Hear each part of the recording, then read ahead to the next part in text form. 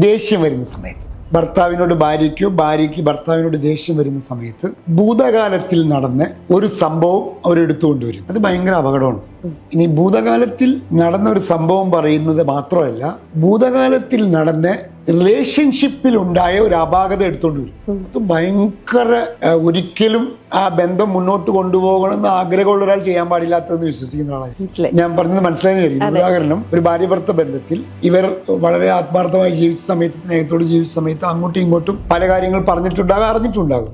ആ ദേഷ്യം വരുന്ന സമയത്ത് നീ അന്ന് അങ്ങനെ ഇങ്ങനെയല്ലെന്ന് പറഞ്ഞ് ആ പഴയ കാര്യങ്ങൾ പറയുന്ന കൂട്ടത്തിൽ ആ റിലേഷൻഷിപ്പിൽ അവരാഗ്രഹിക്കാത്ത, ഇപ്പോൾ ഒരു നല്ല സൗഹൃദം ഉണ്ടായിരുന്നു, അത് അവരെ വളർത്തിയിട്ടുണ്ടെങ്കിൽ അത് അവർക്ക് കേൾക്കാൻ സന്തോഷമുണ്ടാവും. പക്ഷേ അവരുടെ ലൈഫിൽ ഉണ്ടായ ഒരു റിലേഷൻഷിപ്പ് മിസ്റ്റേക്കിനെ ഇപ്പൊ കൊണ്ടുവന്നിട്ട് നമ്മൾ പറയുന്നത് ഭയങ്കര ക്രൂരമാണ്. ഇങ്ങനെ ഒരു ആങ്കർ വരുന്ന സമയത്ത് നമ്മൾ വേറൊരാളെ തോൽപ്പിക്കാൻ വേണ്ടി മാത്രം നമ്മൾ ചെയ്യുന്ന ചില കാര്യങ്ങൾ ആ റിലേഷൻഷിപ്പിൽ വിടവുകൾ ഉണ്ടാക്കും.